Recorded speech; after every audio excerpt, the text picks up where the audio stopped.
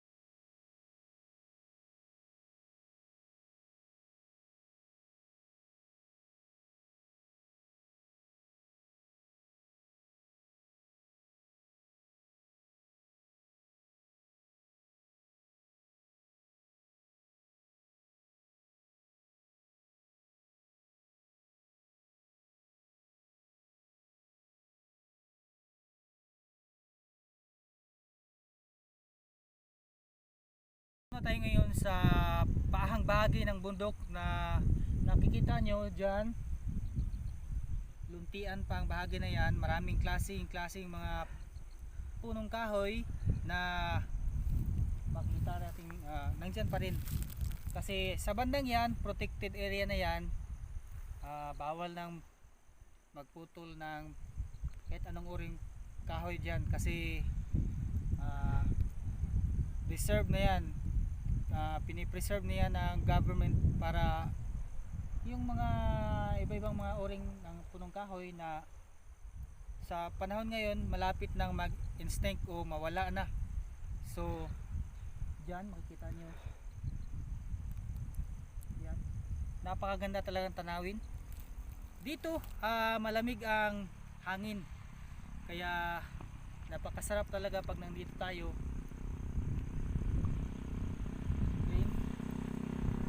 Sa bandang bahaging ito, medyo kunti lang ang mga tao na nakatira dito kasi kadalasan ng mga tao ay nandun sa medyo baba na bahagi na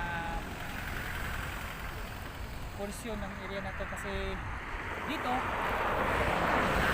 medyo slopey yung slope niya, pag ganun pababa bundok kasi, so tinatayuan ng mga bahay. Nais ko lang ibahagi sa inyo, sa nakikita nyo yung napakagandang mga punong kahoy dyan, green, napakasayang tingnan yan, napakalamig, foggy, may kaunting ulan, makikita natin talagang sasaya tayo. Pag gusto nyo po sa pumasyal or nagbiyahe kayo, pwede kayong huminto rito para tingnan yung bahaging yan. At saka doon sa bahaging yun, mayroon din. Nasa gitna kasi tayo ng portion ng bundok kung saan mayroong daan dito. National Highway to, from CDO to Ingoog going to Butuan. Diyan makikita natin maraming fogs, malamig ng hangin. Feeling natin na refresh tayo, nawawala ang stress natin, sasaya tayo. Pero sa kabila ng nararamdam natin ngayon, saya dahil napakarami pa rin punong kahoy na makikita natin dyan. Mayroon pa rin mga nakatagong istorya na yung iba hindi nila alam. Kaya gusto kong i-share sa inyo ang istorya sa likod ng bundok na yan. Mayroong mga pangalan ng bundok kasi iba-iba ang bundok yan. Marami kasi bundok yan. I-share ko sa inyo ngayon, sa likod ng bundok na yan ang isang pangyayaring yumanig sa bansa. Maraming taon nang nakalipas na nangyari yung isang napakalaking trahedya sa mga biyahero, lalo na yung sa mga sumasakay ng eroplano. Diyan guys, diyan yun ang bumagsak ang isang eroplano na kung saan lahat ng mga pasahero nakakalungot na sabihin na nasawi sila. Ang eroplanong yun guys ay yung Cebu Pacific.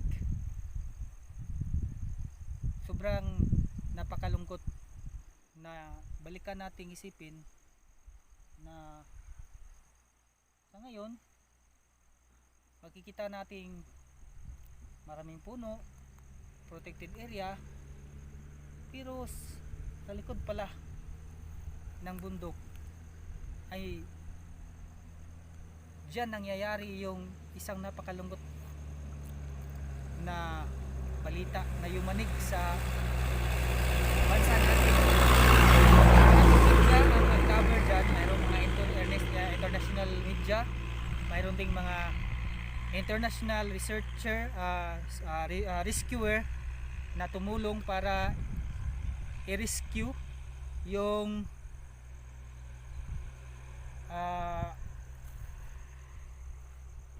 iniisip niyang baka mayroon pang nag-survive noong panahong na nangyari yung aksidente.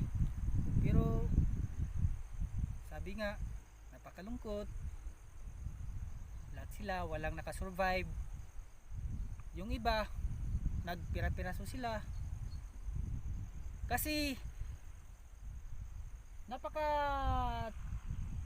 forest pa, marami pang lumot kasi sa bahagi na kung saan doon bumagsak yung eroplano.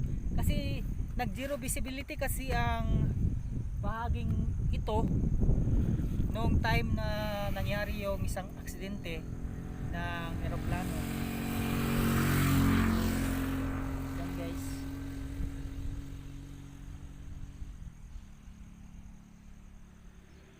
sarap balikan, sarap tingnan, malamig ang hangin, mabango ang simoy ng hangin guys, nakaka-refresh, nakakawala ng stress sa buhay,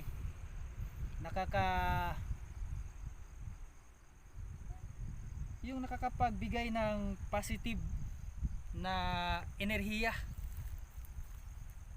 Kaya pag may time kayo, pwede kayong magbiyahe, minto dito, at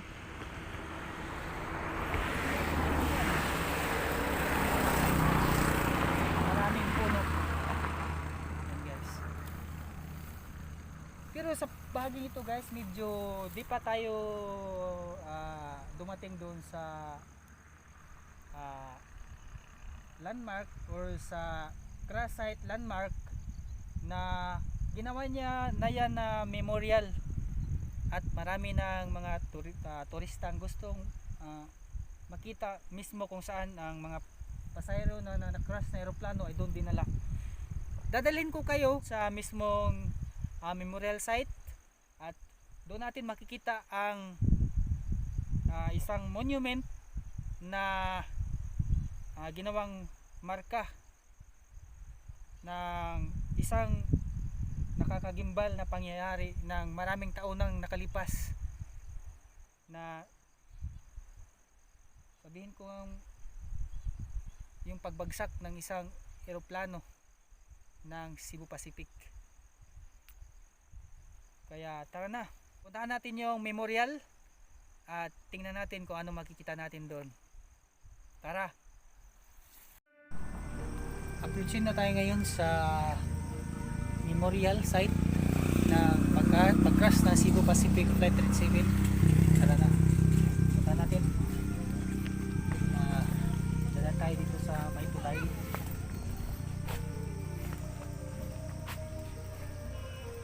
Dito pala marami ng mga turista, local tourist at saka ibang mga tourist na international tourist na bumisita dito para tingnan ang site nito.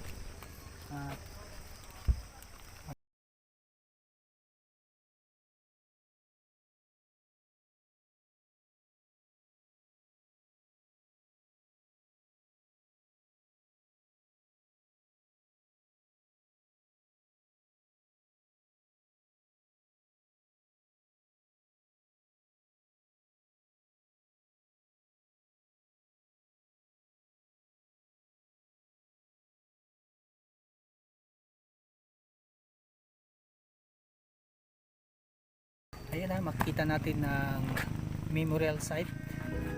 Yan. Yan yung dalawang tore. Yan, dyan mismo dinala yung mga nasawing pasahero ng Cebu Pacific na aeroplano na bumagsak noong February 1998. Tara, lapitan pa natin.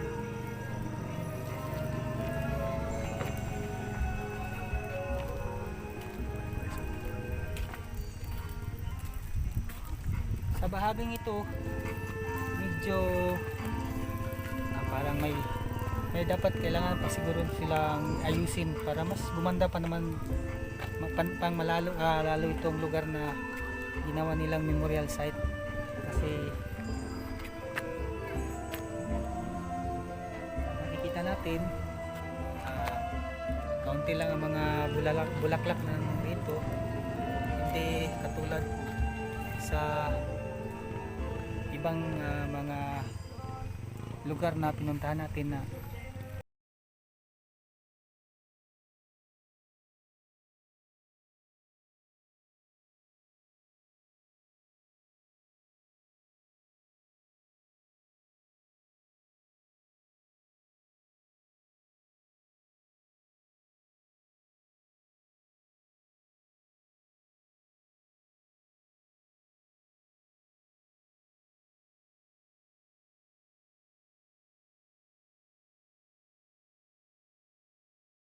sabing eroplano na bumagsak noong February 1998 dyan. Sa nabalitaan ko, pahirapan talaga ang pagkuha ng mga nasawi noong pangyayari yon kasi nasa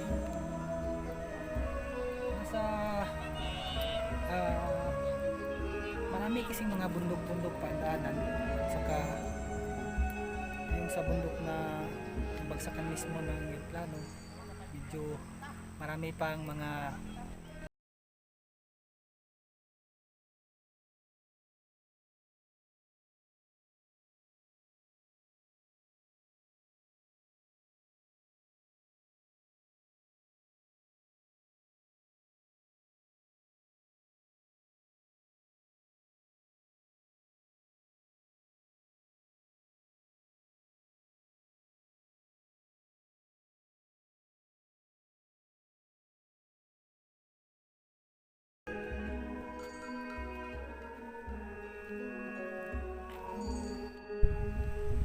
yung mga relatives at saka yung pamilya ng mga nasawi ay pumunta sila dito, lalo na tuwing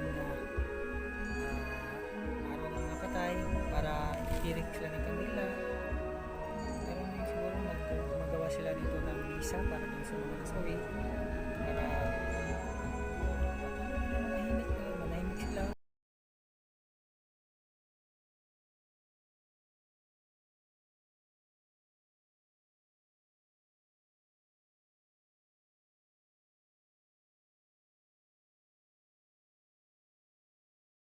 Ng Misamis Oriental ay mayroon ng plano para sa lugar na ito na gawin nila itong taniman nila ito ng maraming mga bulaklak para maging best tourist destination, lalo na mga gustong pumasyal dito para naman maliwalas tingnan. Sa ngayon kasi medyo wala pa tayo masyadong makitang mga bulaklak, at saka medyo marami damo, medyo dapat kailangan na rin tong i-maintain para manatiling maayos, maganda, kasi nakamarka na kasi ito sa ating kasaysayan, lalo na dito sa lungsod ng Claveria. At sa mga gustong bumisita dito, pwede kayong pumunta dito. Walang bayad pala dito pag pumunta kayo. Libre lang, gaya ng mga ibang tourist destination sa lugar ng Claveria, libre lang. Yan. Wag lang din tayong magtapon ng mga basura kasi nakakasira din sa kalikasan pag nagpunta tayo dito sa kung saan lang tayo nagtatapon ng basura. Kailangan din tayong maging madisiplina sa ating sarili pag tayo pumapasyal ng kung saan man, hindi lang dito, kahit na doon sa ibang lugar. Kailangan tayo nating maging disiplina. Importante kasi para sa mga turista na maging madisiplina sa sarili, kasi di lang naman dito lang sa lugar na ito pwede tayong magpasyal. Mayroon din sa ibang mga lugar, mayroon ding doon sa city proper. Kung gusto mo sa city proper like ng Cagayan de Oro, pwede tayong pumunta dito. Doon mayroon doong mga magaganda ding pasyalan. Dito guys, dito mismo dumaan yung mga nasawi dyan sa bandang yan. Medyo di natin masyado makikita guys kasi foggy sa ngayon, may slightly rainy and very cold weather. Di ko malaman kung ilang kilometro mula dito ang bundok na kung saan doon bumagsak yung eroplano. Yan. Yan guys.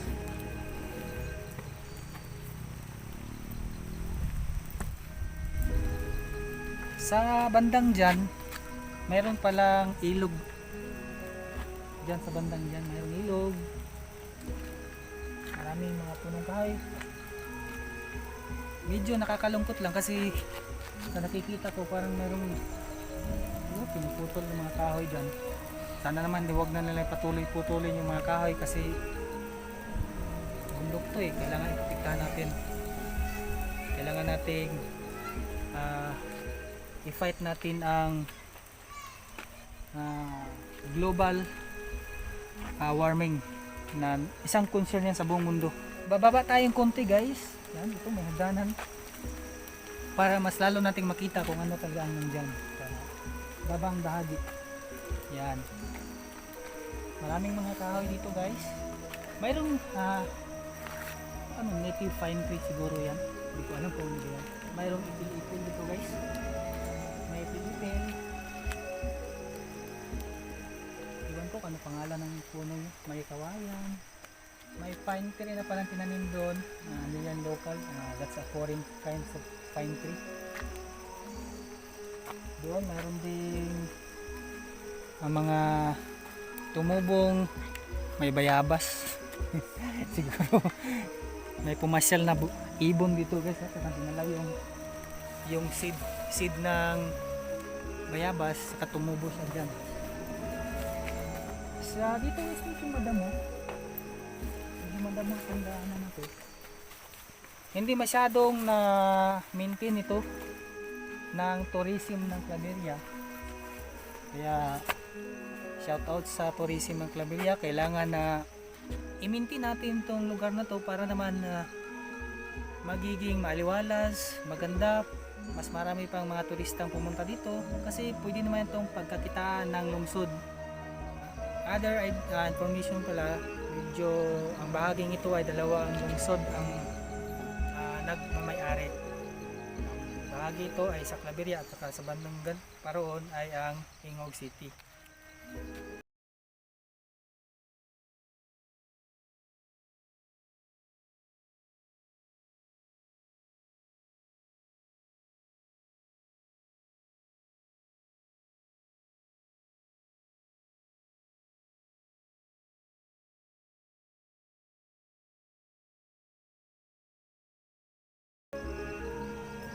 At saka maliwalas tingnan, maraming puno, malamig ang klima dito. Ayan, pupunta pa tayo sa bahaging doon guys, samahan nyo ako.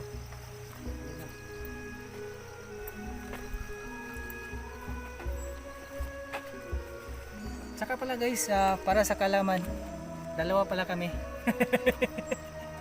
Dalawa pala kami magkumpare ko. Ayan. Dalawa kami sa Paksiw TV Vlog. Halika. Samahan nyo kami. Guys, ito mayroon palang ihawan dito guys. Yan, kung nakikita nyo, may ihawan pala. Para sa gustong pumasal dito, pwede kayong mag-ihaw dito. Kahit ano. Kaya lang sana, wag naman sana. Kaya nito, mayroong basura. Siguro, kasi siguro naisip ng mga turista pumunta dito, ihawan to, pwedeng sunugin. Pero itong plastic na ganito, pag sunugin mo, nakakasira ito sa kalikasan natin. Naging madisiplina naman tayo sa ating sarili. Pumasal tayo, lalo na sa lugar na dito. Pabilong ng munisipyo. Paggandahin naman sana to para mas lalong umaliwalas ang paligid nito.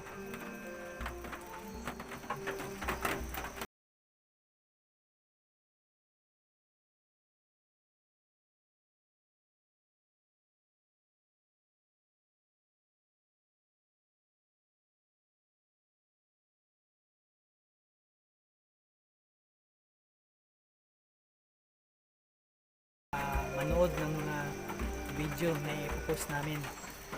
Hanggang sa susunod na video na mga ipopost namin, sabayan nyo kami sa aming paglakbay. Dito lang yan sa Paksiw TV Vlog.